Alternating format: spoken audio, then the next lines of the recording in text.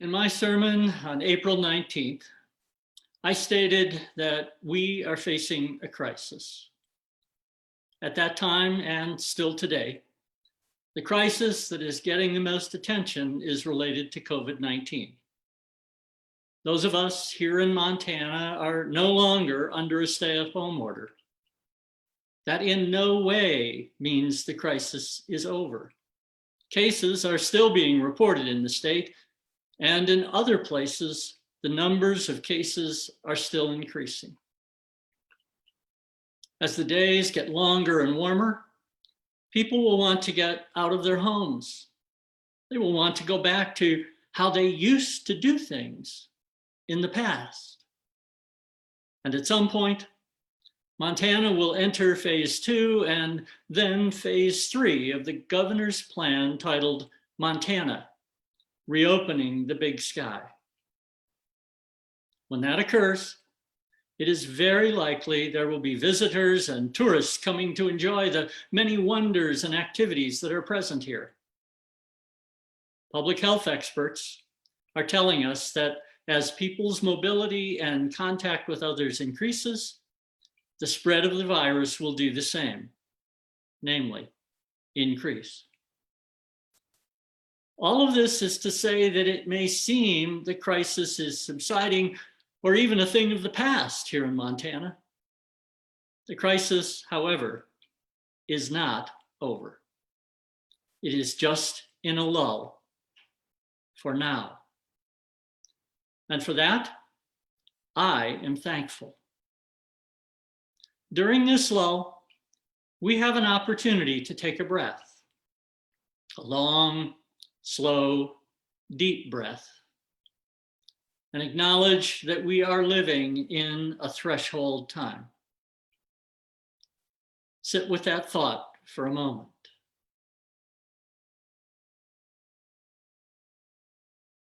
What does it mean to be living in a threshold time?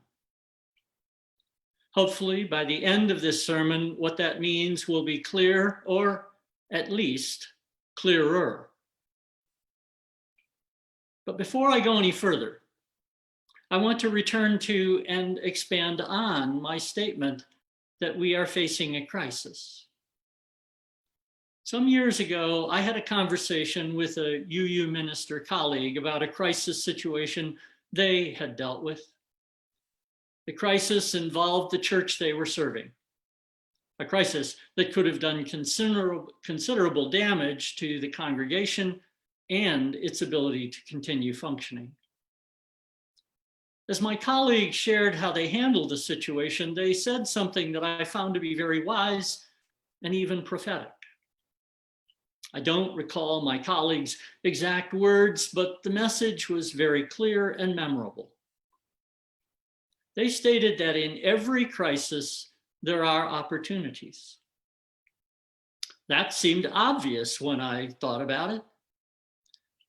But the more important part of their statement was that we must do all we can to ensure that the opportunities a crisis presents don't go to waste.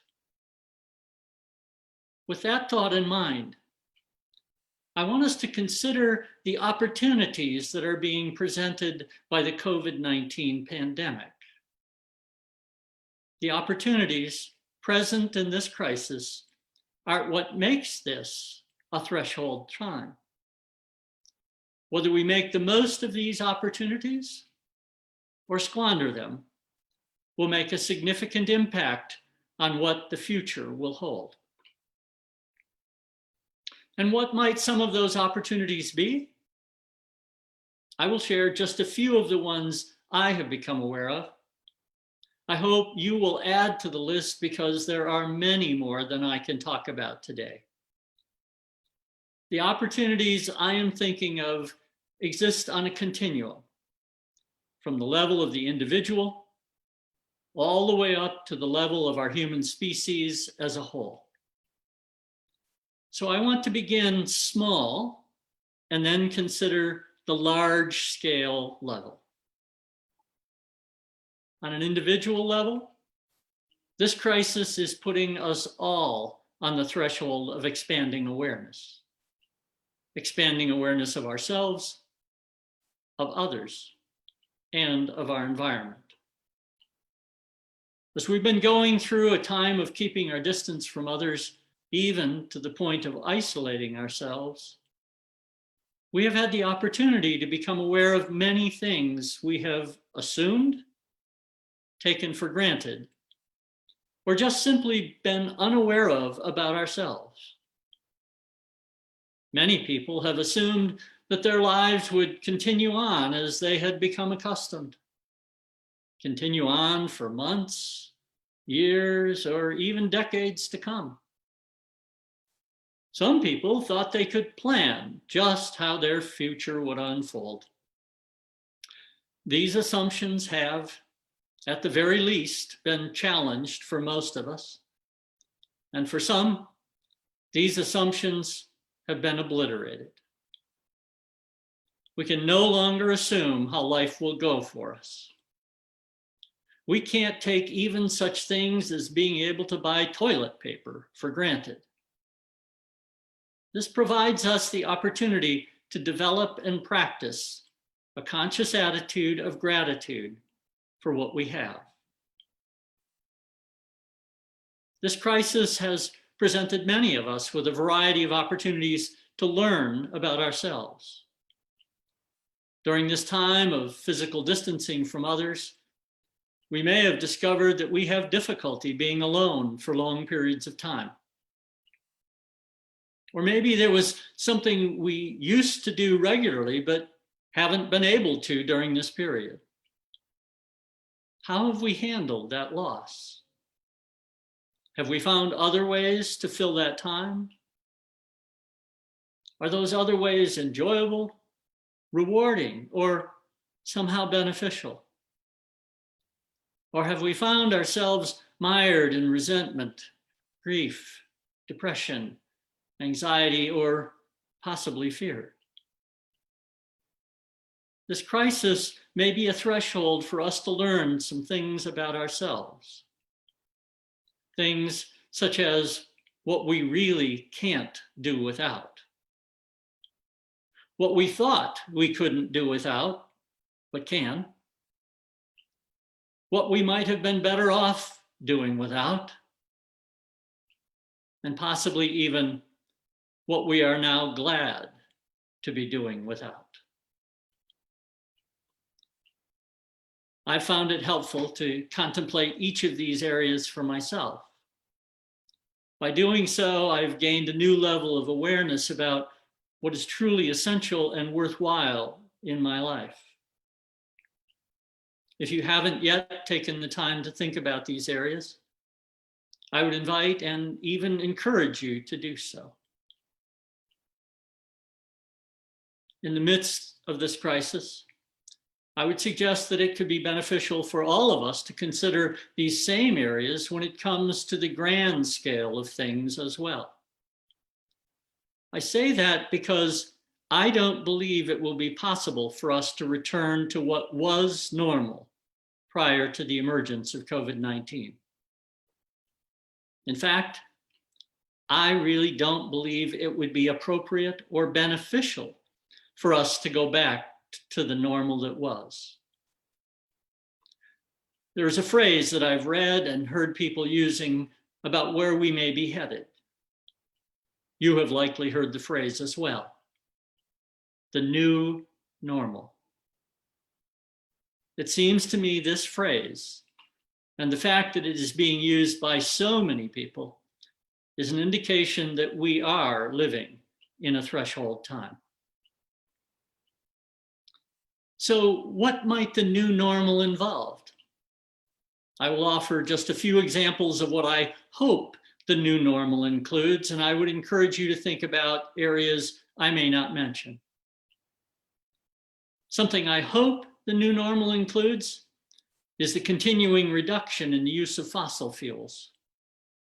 One of the positive aspects of this pandemic is that it has caused a significant drop in fossil fuel consumption. This drop in fossil fuel consumption is important. If we are going to avert a catastrophic crisis of our own making, we need to not just continue, but to accelerate this reduction in fossil fuel use. This crisis might provide the impetus to make the changes that are needed. I hope the new normal will also include universal health care. There has been significant push over the past several years to turn back the progress which had been made early in this century. Progress that allowed many people who hadn't previously been able to afford health insurance to obtain such coverage. As millions of people have become unemployed as a result of this pandemic, many of them risk losing their employment-related health insurance plans. I don't know for certain, but I imagine a good number of these people assumed that because they were employed, their health insurance was secure. That assumption has gone out the window. And with it, I hope, will go the idea that only those who can afford health insurance should be able to receive appropriate and needed medical care. Another area that I believe the new normal ought to include involves social justice. There are so many examples I could cite here that I could go on for an hour or more, but for this sermon, I will mention just one area for us to think about, and I ask you to come up with others. As all of you know, there has been a strong anti-immigrant movement in this country over the past several years. There's even been a significant push to get approval for spending billions of US tax dollars to build a wall to keep undocumented migrants from entering this country. The truth is, without migrants, both documented and undocumented, much of the food we eat would be unavailable to us. And the pandemic has brought out the fact that the working conditions for many of these migrants are deplorable, often demeaning, and even dangerous. We, as a society and a culture, have been taking advantage of these people. It is time for the practices that have been normal for far too long to be brought to the light of day and changed. This could be a threshold time for us in regards to awareness, and a threshold time for these people if we, as a society, are able to begin treating them with the respect they deserve. And then there is the area of science. Science has been under assault in this country for years. It has become normal for science to not only be questioned, but for science to be doubted and even derided. This pandemic has made that assault very, very clear. In the past few months, this ongoing and intensifying assault on science has resulted in many deaths in our country and around the world. But this pandemic has also been increasing the number of people who want to know what the scientists have to say. And more, people are believing the scientists over the science-averse naysayers. I, for one, don't want us to go back to the old normal when it comes to how we value science. My guess is many of you don't want us to go back there either. These are just a few of the areas that I believe are indicative of what I said earlier, that we are living in a threshold time. Living in a threshold time is not easy. As with any threshold, we don't know for sure what the future holds. Being on the threshold includes a great deal of uncertainty. It also often involves a significant amount of risk. Living on the threshold presents so many challenges that we can find ourselves overwhelmed. In an attempt to cope with all of the uncertainty and sense of being overwhelmed, we may wish for a return to how things were before. In other words, we may want life to go back to what we knew as normal. I would encourage us all to look for and even to strive for a new normal.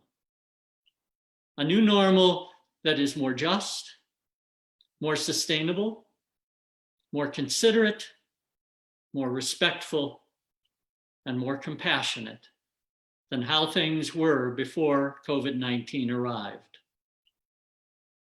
The time has come, my friends, for us to pause on the threshold of a new day and a new way of being. At some point, we will need to take steps, maybe tentative initially, across the threshold from what was to what will be.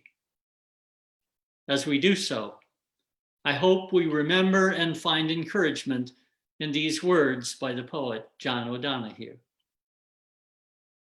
Awaken your spirit to adventure. Hold nothing back.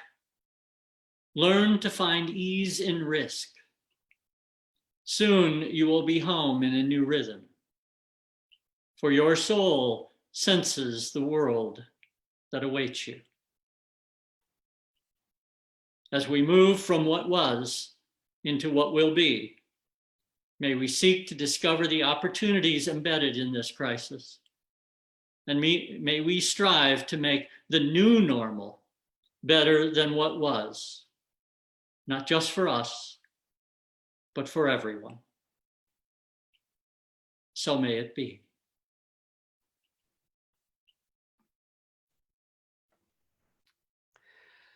Now for